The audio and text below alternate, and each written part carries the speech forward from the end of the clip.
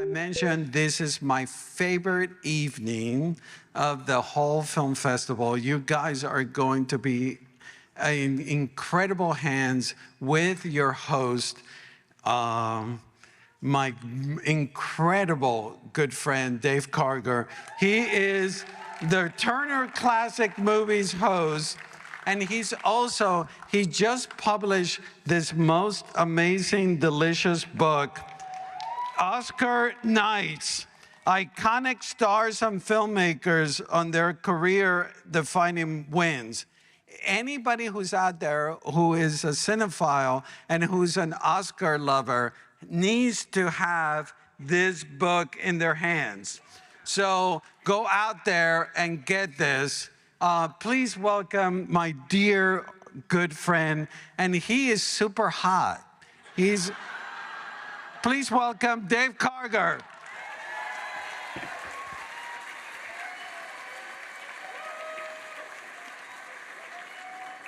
Thank you so much.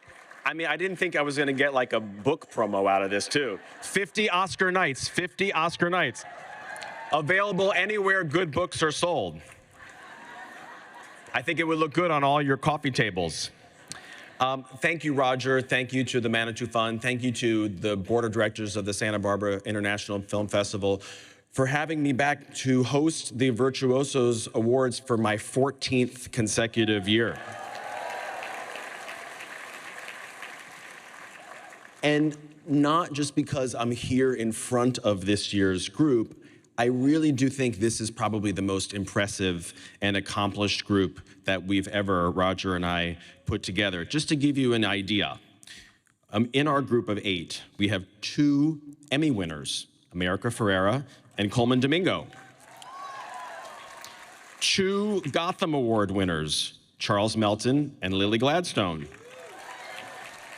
A Grammy Award winner, Danielle Brooks.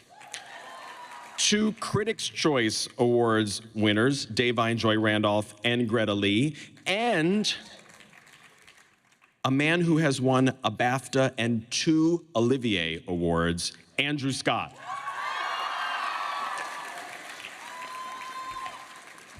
And I also have to tell you that after Roger and I finished assembling this list of 8 and had everybody confirmed, it was then that I realized that all 8 of our Virtuoso honorees this year are either performers of color or members of the LGBTQ+ community, or both.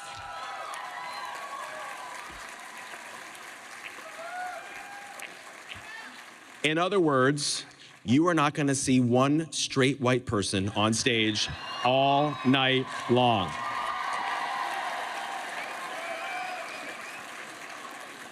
Now, I have nothing against straight white people. If it wasn't for straight white people, I would not be here.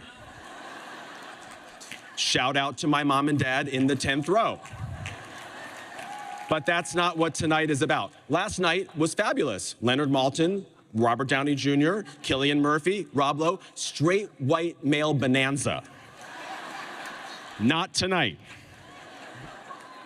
No, seriously, I'm just so happy with this group, and I'm thrilled that this is a sold-out event. So before we get started, if anyone's at this event for the first time, the way this works is I'm going to bring the other 6 honorees out one at a time. We're going to show a clip from their movie. I'm going to do a quick interview with them, and then I bring them all out together, and things get a little bit silly. So before we start, Mike McGee, our fabulous montage editor, has put together a montage, which I'm very excited to see, of the work of our Virtuoso honorees. Let's take a look. Anywhere you want. You sit with me. I hope so. Hi, everybody. Oh, yes, Greta, with the wine. You good? Andrew, too. I want one. A Diet Coke, please. Yeah. It's like we're on Graham Norton. Well, speaking of Graham Norton, I just saw Davine and Andrew on Graham Norton together. We did that. Greta and Andrew, you did Variety Actors on Actors together. Davine, you've spoken publicly about how much you love Past Lives. And Charlie. Well, yes. And Past Lives. Right. Lily And Charlie. Lily and Greta, you guys did the Hollywood Reporter roundtable together. It's just fun to see all of these different connections. I want to know, we heard about Greta and Lily in these roles where they are speaking languages other than English, Korean and Osage. I want to know what other languages you all would like to learn or speak in a future project. America? Well, I speak Spanish. Gracias. I love you too. I grew up in a Spanish-speaking household, but because I'm first generation immigrant, we were like taught to assimilate, and that meant like first and foremost no English, Spanish. no English to assimilate. We were pushed to assimilate, and so my parents thought maybe they'd be like, holding us back or keeping us from being successful if like we spoke Spanish instead of English. But the amazing thing about kids is they can learn everything at the same time. And we grew up hearing Spanish in the household, but answering in English. Any other immigrant kids have that experience? Yeah. And so I speak Spanish, but I always have like hesitation around it because it's not like, I didn't practice it enough. So I would love the challenge of actually acting in Spanish. I think would be terrifying for me, and it would be really fun too. Oh, I can't wait till you do it. Yeah. Lily, any other languages that you want to brush up on and do on film? I mean, it's happened several times now that I've spoken indigenous languages that are not mine. And I think to a lot of people who know very little about us and make us a bit of a monolith, there's this idea there's a Native American language. There's 574 federally recognized tribes in this country and another several hundred that are not. Hi, California Indians. But we all have very different languages, different dialects, and it's kind of ironic, or I don't even want to call it sad, because it's language of idolization, and performance is a beautiful way to do that. But I speak Osage better than I speak Blackfeet.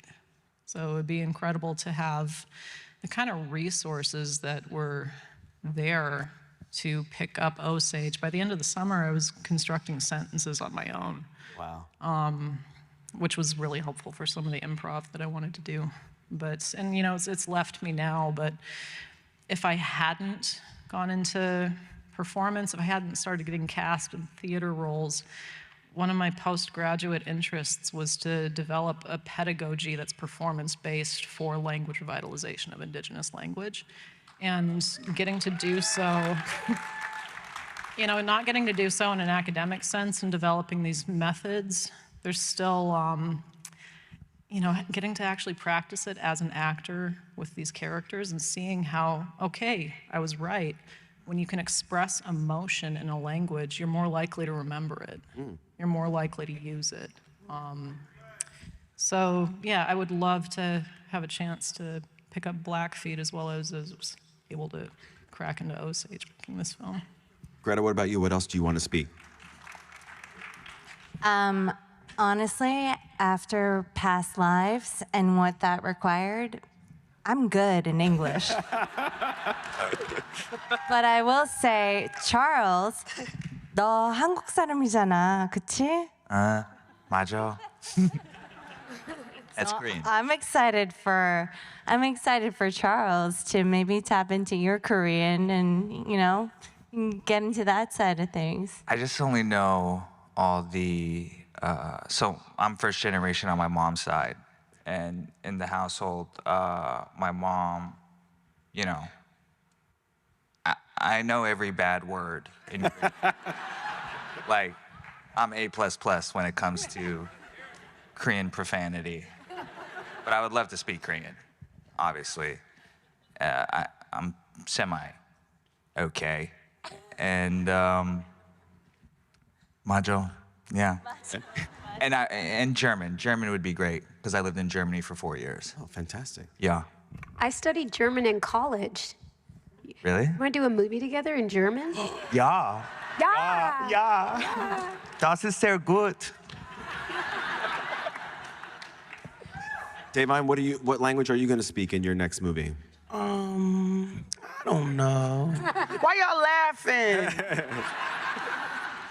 Okay, I'm gonna hit y'all with this. So I'm a classically trained opera singer, and in studying, thank you. And do you hear what my voice sounds like now? I'm hoarse. But when you study it, you must learn all the Romance languages and German. So I secretly want to do a project where I'm playing an opera singer. And then I want it to be international, and I'm traveling all over the world. And I'm in Paris, parlez-vous français, and I'm over here, and bonjour, and, you know, just every time in the movie where it's like Rome, and like, buongiorno, you know? I want to just knock them all out.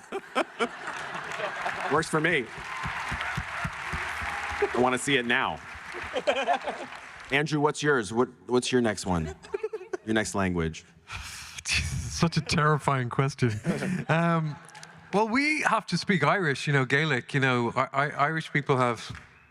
That was a pathetic attempt of support from the Irish contingent. No, we have to learn Irish. It's compulsory to learn what people call Gaelic, but we call Irish in Ireland. Yeah, we just had this beautiful movie called On Colleen Keane, which was Oscar nominated last year. So I hope there more of those Irish language films get recognised. But yeah, I just want to speak the language I love.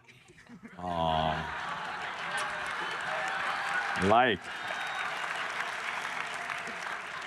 So we learned tonight that Billie Eilish was kind of Greta's musical spirit animal during past lives. For any of the rest of you, was there a specific soundtrack that helped with the performance?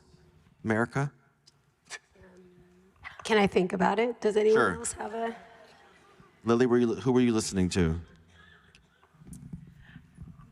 I mean, we put on things that would have been on the radio at the time. And there's really, honestly, not that many 1920s folks that are on Spotify.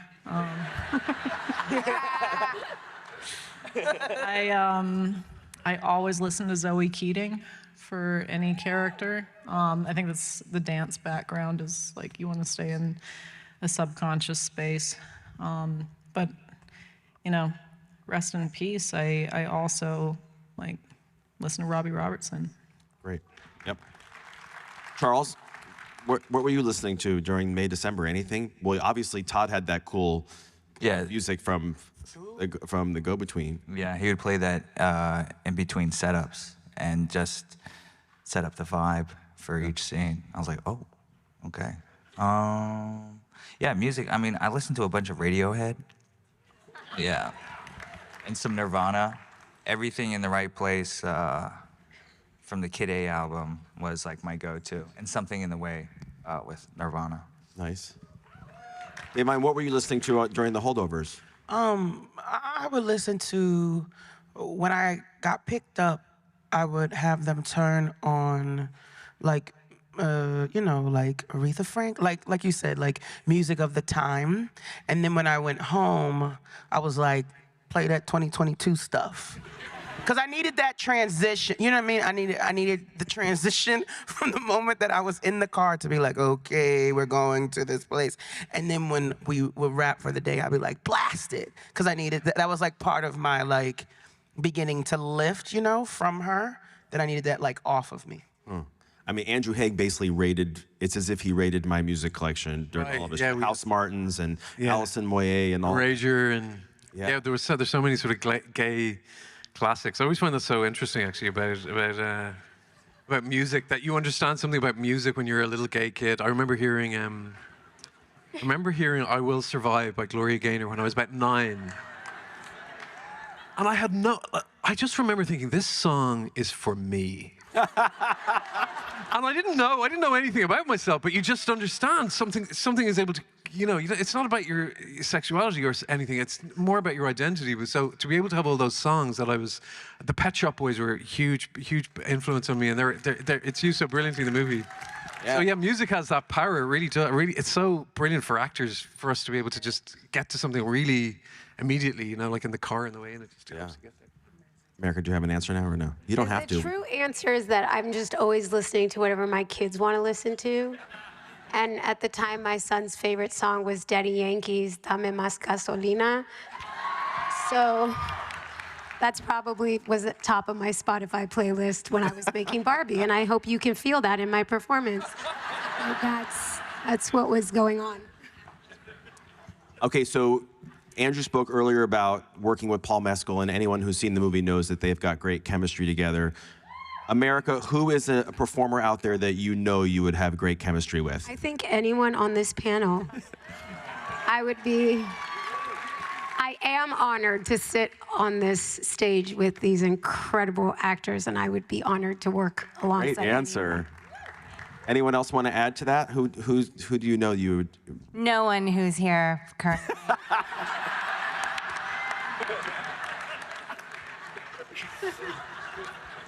Davine? I'm gonna let Charlie answer that.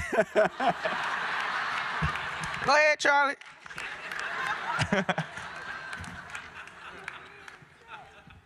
Davine. Thank you. Good answer. Really, everyone here. Right. Earlier I was Okay. Except Greta. I was asking Greta about the response from the cast of the morning show to her role. Has there been anyone in any of your cases that you loved or admired that said something to you about these current roles that just blew your mind? And what was it? And what'd they say? I don't know that I'm ready to talk about it. I'm not ready to talk about what he said, but I guess whenever anyone asks me who were the Latino actors you grew up wanting to be, I'd say Tom Hanks. I wanted to be Tom Hanks more than any other actor, and I did. He's everyman. He's we all see ourselves in him, right? Yeah. Yeah. And he, oh man, I'm not gonna cry. He came up to me at an event and he said very nice things to me. And I'm still recovering from it. And that was truly the moment where I felt what you said, okay, I'm happy. I can tap out now. Tom Hanks just said nice things to me, so. Lily? I'm glad it's on video because I wouldn't believe it. Since I kind of wanted to act in film, my queen has been Cate Blanchett. And she still is. I just kind of saw what was possible with what she was able to calibrate with each performance anyway.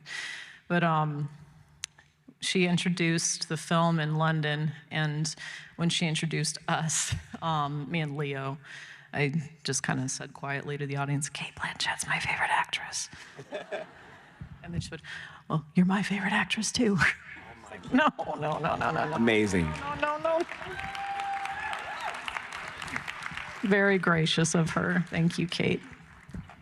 Greta, anyone besides the cast of the morning show that you would? It's No, okay. I mean, you just said Cate Blanchett. I was gonna be like my brother.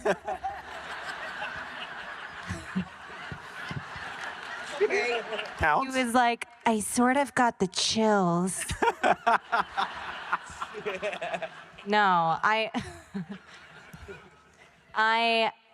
think I can share the sentiment that I know that we all have experienced, this ridiculous outpouring of love, this unique and unnatural situation when you get to hear from peers and idols. And I mean, I don't want to brag, but everyone from Nicolas Cage to J-Lo and to Guillermo del Toro, no big deal. It has been unreal. I mean, I told J-Lo, she said, I saw your movie. This is your moment. And then you know what I said? I just said, I wub you, J-Wo.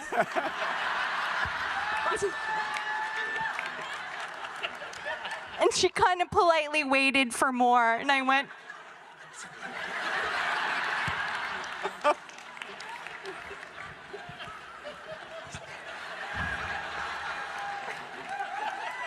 That's okay. no, it's not okay.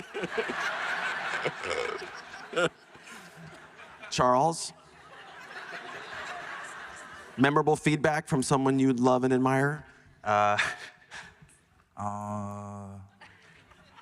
Just so many. There's a ton of them.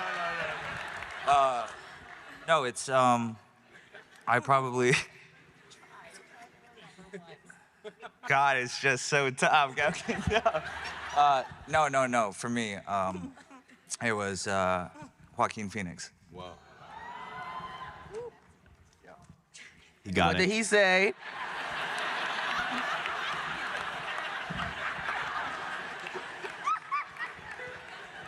I'll tell you later. All right, fine. Okay, text me. Dave, how about the Only Murders people? What have they You said? knew that's exactly who I was going to. Meryl Streep. Oh. Yeah. Yeah. What'd she say? It was weird because she was like really quiet, and I was like, wait, what? Because I wanted to like hear everything, and she was like, it was subtle, it was soft. It felt like I was in Devil Wears Prada, like I was shaking inside for her review, and it was just like, you know how that character like took their time, like, Blue, I like it. So I was like, but yeah, she dug it. Andrew? For me, it was at the Golden Globes and I met Jodie Foster. And I said, I love you, Jodie Foster.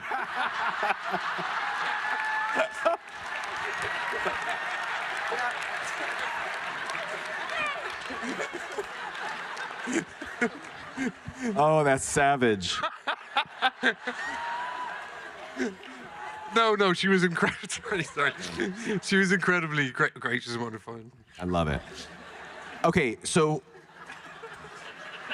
my tradition at the Virtuosos is to end the night with the same question to everybody, and I've given most, if not all of you, warning, which is I want us all to recommend a film, a recent film, maybe from this year, this season, that maybe some people in this audience might not have seen, that you would recommend to people. And this is not patronizing or pandering to say this in front of Lily, but mine, because I'm gonna start off while you're thinking, mine is a movie called The Unknown Country, which is a movie that Lily is in. I saw it on an airplane, like your friend saw yours on the airplane, and I think it's rentable. You're actually credited with the story, co-writing the story and acting in it, and it's a beautiful, beautiful movie. If you like Nomadland, you will love The Unknown Country. So that's my recommendation. Daniel Day-Lewis also loves that movie too, go figure. Oh, wow.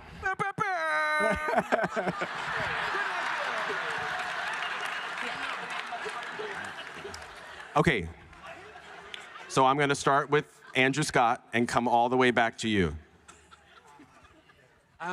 The movie that springs to mind is, that people have probably seen actually, but it's a movie called Passages. Oh, yeah. It's an Irish sax movie Ben that is Whishaw.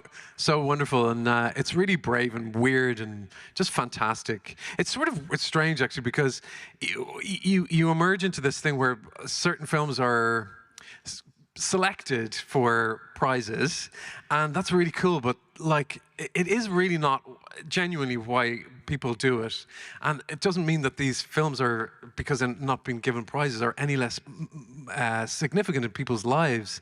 And just these little tiny films that are made are sometimes the ones that hold the dearest places in people's hearts. You know, where the ones where you discover themselves. And so, even though people think, people love Passages, it's a film that I absolutely adored. So that's one Great that I choice. liked. Yeah. Davine. Well, I have to be honest. We've all been very busy and on planes and stuff. And so I haven't, and then I'm just watching you when I am watching something. I looked and I had an answer, but then I looked and it came out in 2022. Who cares? Triangle of Sadness. Oh, amazing. Yeah. It's riveting. So good. It's really, really riveting. It's really intelligent. Yeah. And I love how the camera just lingers and stays on everyone in a very awkward, long way, which I think then all the beauty and the gems, like when you think it's like, oh, there it is, it keeps going. And I just thought it was beautifully shot. Charles. Can I go last? Yes. Greta. Oh. Well, I mean, there's a lot of movies I still want to see. You said from this year, yes? Or just something recent that you would recommend. I mean, I need to go last. No problem. Okay, Greta, are you I'll ready go. to order? Yes. Okay. This is like we're at a restaurant, and we'll give you time to figure out what you want to Basically. order off the menu. I need pictures. I need pictures on the menu. Okay, I know. For me, it is A.V. Rockwell's 1001. Oh, yeah. That is a movie that premiered alongside Past Lives at Sundance almost a year ago exactly. And there are certain performances that really feel like acts of service. And if you're an actor, you know what that means. And Tiana Taylor, my God, that performance. So you got to see it. And based on the response, it feels like not a lot of people have. You got to see that movie. Brilliant. They're gonna find it. 1001. It's probably on Peacock now because it's a Focus Features movie, so it's probably on Peacock. Lily, do you have one? It's on Netflix by it's first-time narrative filmmaker, but a long-time doc filmmaker, and his docs have always been so charming and illuminating, and the narrative's the same. Billy Luther's Fry Bread Face and Me. It's it's just native excellence at its most excellent. It's just beautiful kids, beautiful storytelling, beautiful established actors. Say the title again. Fry Bread, Face, and Me Okay. by Billy Luther. America. Now I have 5 of them I want to say because I've had too much time, but I'll pick one, which is Eva Longoria's Flaming Hot. Flamin' Hot. If you haven't seen it yet, it's on Hulu, I believe. Was that wrong? Am I wrong? No, it's Oh, I'm right. It's Hulu. It's Eva's feature directorial debut. I think she does a phenomenal job. So much style in telling a story that is about just a very smart man who. It's about the Flaming Hot, the guy who created the Flaming Hot Cheetos. Oh, I love that movie. Yeah, right. That's a good movie. And That I really would is a good say movie. Jesse Garcia, the lead, gives a stunning performance, like a performance, career-defining performance, and one that made me so emotional to see a Latino actor who's been doing it for 20 years finally get a chance to really sink his teeth into a role that was worthy of the extent of his talent. And so don't miss it because the whole movie is beautiful. Eva did an incredible job, and Jesse's performance is just unreal and should not go unnoticed. So enjoy it if you haven't already. Thank you. Got one? I think I got it. Okay. I was thinking what Greta said, 1001. One. And that was a great film. I really enjoyed that. But one other film that I haven't seen yet, but I feel like it's going to be incredible is Monster. I haven't seen that yet. But it came out, I think, at Cannes last year. And that's just something I want to see. All right. Thank you for all the recommendations. It's quite all right. These are good ones, and I haven't seen most of the ones that you even talked about. So now I have the pleasure of bringing out someone who's going to help me present the actual Virtuoso Awards to all of you. She's someone who's local here in Santa Barbara. She's beloved by so many people, and oh yeah, she has 5 Emmys. Please welcome the fabulous Jane Lynch. Thank you. Well, Rounding out our evening of diversity, we have a big white lesbian. Thank you. Represent. We have a lot of students out here tonight. We have middle school students. We have our local high school students. We have some college co-eds. And I was talking to them on the press line, and they were asking me about acting, and I said, you're going to learn about acting. In fact, you're going to have a master class in acting tonight, and I think that's exactly what we all got to enjoy with these wonderful actors. So, ladies and gentlemen, without further ado, allow me to present to you the recipients of the Santa Barbara International Film Festival's Virtuoso Award for this year of our Lord, 2024. From Barbie, America Ferrera.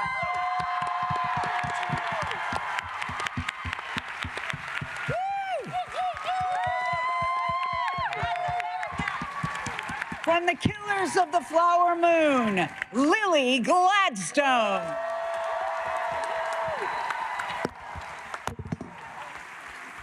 From Past Lives, Greta Lee.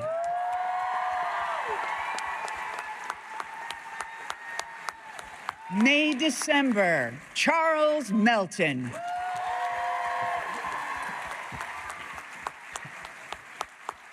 From The Holdovers, Davine Joy Randolph. And finally, All of Us Strangers, we have Andrew Scott.